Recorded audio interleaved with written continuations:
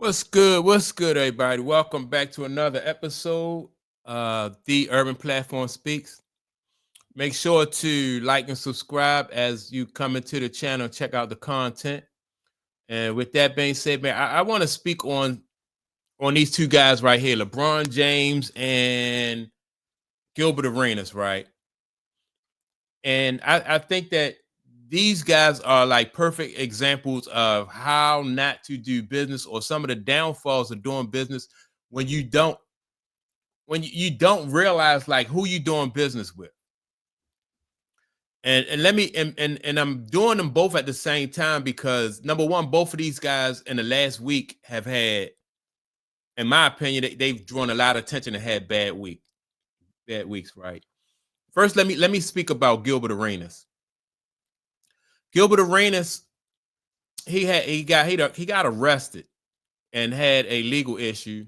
And then after he got arrested and had that legal issue, Barstool took and changed the name of his podcast from Gil's Arenas to the Arena, right? And so that sparked a lot of conversation and a lot of controversy, right? And so people want to know, like, if this is your podcast, this is your, this is you, then how can somebody do that? And then as it turns out, Gilbert had given up 50% equity of his business and allowed people to come in and set up like a studio within his house. But Gilbert Arenas didn't realize that the business deal didn't that he signed was a poor deal. Gilbert went into it and he said this on a podcast recently that what he was going to do, because he didn't have the infrastructure, he was going to allow these people to set up the infrastructure, pay him, and then after they set up the infrastructure, then he could do away with the people who set up the infrastructure, because he said he had done it before when, like, in the weed business or something like that, right? He allowed people come onto his property farm, and then once they set up the infrastructure, he'd get them out of there. Now, my thing is, when you try to do business like that, when you want to, it's like a deceptive practice, and it's sneaky and it's underhanded. Once he went to these big business people, a billionaire, Dave Portnoy, who owns Underdog, and he presented this business deal to them. They seen Gilbert Arenas coming a mile away, and then so when Gilbert Arenas, no matter what Gilbert Arenas, in my opinion, no matter what Gilbert Arenas had done, they still eventually was going to take Gilbert Arenas' name off of this podcast. They basically, once he signed that deal and allowed them to have control, like creative control of the podcast, number one, they were 50-50 partners. Then they had creative control. Then on top of that, they set up the studio. So they set up the studio. He don't have any leverage in the deal. But he was going to try to do something sneaky and underhanded to them. When once he signed that contract for them, they just, and they knew going in that they was going to go a different way and get him out of it. And now when you watch this podcast, this what is called The Arena, Gilbert Arenas and his crew is only on there 2 days a week. All because instead of trying to learn the business the right way, the honest way, and he was trying to snatch crumbs from a billionaire, and he got set up. I use this analogy. It's like a pretty young lady tries to take advantage of a wealthy billionaire or something like that. She thinks she's going to finesse him out of money and all this other stuff. You dealing with people who have knowledge way beyond your comprehension. So, and you're out of your league. You're in over your head. Now Gilbert Arenas he admitted as much, and that's why he put himself and he put Kenya Martin and all those guys who are co-hosts on the show.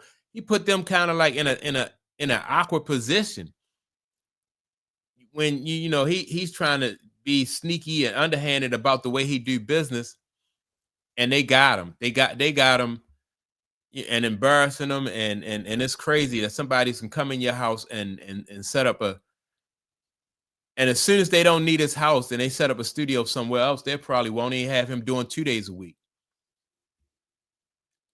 I know that if Dave Portnoy had a got arrested, had some type of legal issue, I don't care if it was, if he spit on the sidewalk or something like that, no way in the world Gilbert Arenas would have the kind of leverage and the kind of pull, whereas though he would be able to separate himself from Dave Portnoy, the owner of Underdog. So that's why, in my opinion, I just thought that Gilbert Arenas was like basically a crumb snatcher, and they seen him putting his little grubby hands on the table when they smacked his hands, and they got him out of there. Now on to LeBron James. LeBron James, in my opinion, I think the reason why LeBron James is coming under so much heat and fire lately is because LeBron James basically, number one, he's trying to start up a league, right? And he's basically trying to bite the hand that fed him, with which I think is like they take that as a major offense. You trying to bite the hand that feed you, that is a major offense, right? To the people who paid him for all these years to play professional basketball. He want to go start a league somewhere else. They're offended by that. Then on top of that, while he played professional basketball, a lot of people feel that LeBron James took more than what he gave to professional basketball. I watched Michael Jordan do an interview Tuesday, and Mike Tirico asked Michael Jordan. He said, why are you coming back now? Why do you want to, come back now to do, talk about basketball?" And Mike Jordan, and this wasn't the first time I heard Michael Jordan say it, but Michael Jordan said, "I wanted to pay it forward. I wanted to give back to the game of basketball." And the reason why that's the truth. That's not a lie coming from Michael Jordan. He said that throughout his career. Not only did he say that throughout his career, but he demonstrated that on the court. And so when you look at Michael Jordan, the way he played the game, and he demonstrated that he was an ambassador for the game and he gave everything he had to the game. Then you fast forward and you look at LeBron James. He benefited so much from the game, but he didn't give and put into the game. He was not the type of ambassador that owners and people was used to seeing. He's not he wasn't an ambassador for the game.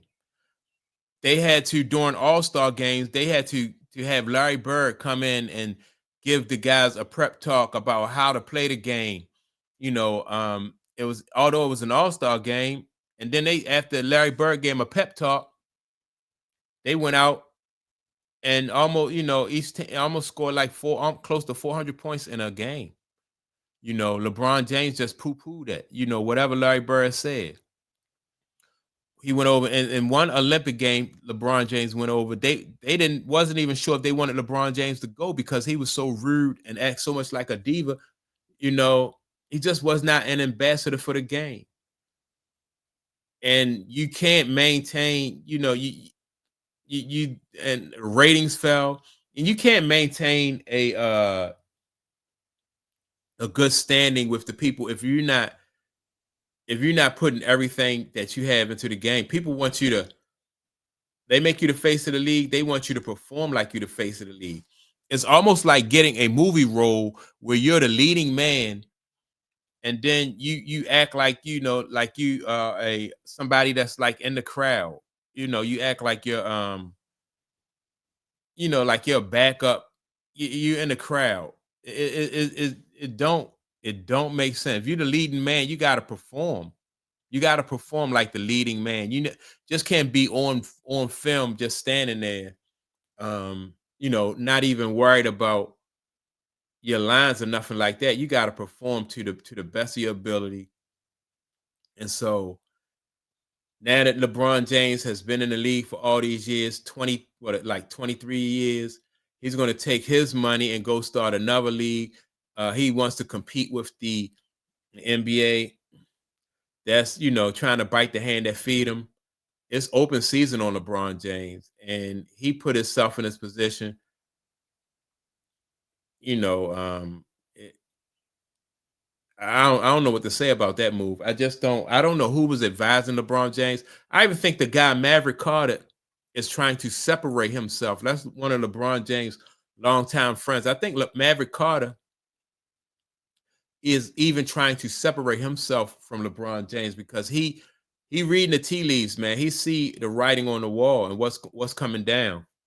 You know, yeah, LeBron. I've never seen an athlete, professional basketball player, going into retirement and is taking this kind of backlash publicly. It's unprecedented. But then I've never seen a professional athlete who acted as much like a diva as LeBron James did. Didn't wasn't and you can be a diva. All professional basketball, baseball, football, all of them have divas. But if you the face of the league, you better perform like you the face of the league and just don't reap all the benefits and not be an ambassador for the game. And so that's the difference between Michael Jordan and LeBron James. Mike is an ambassador for the game. Kobe, ambassador. Even guys when back in the day, even guys like Allen Iverson represented the league. Karl Malone, John Stockton, Charles Barkley, all those guys was ambassador for the game. LeBron, not so much. Not so much, man. Not with a 23-year career and you retiring in the best condition in your life. That just shows that maybe you didn't leave it all out there on the court. You did a lot of flopping and faking. And the flopping, nah. But that's my take on it. That's why these guys right here just made some moves, man, that they are going to, in my opinion, it's coming back and hurting them. Not only is it hurting them, but it's hurting the people around them. So yeah, that's my take on it. Make sure to like and subscribe to the channel. Don't forget to leave a comment, and I'll check you all out in the next video. Peace.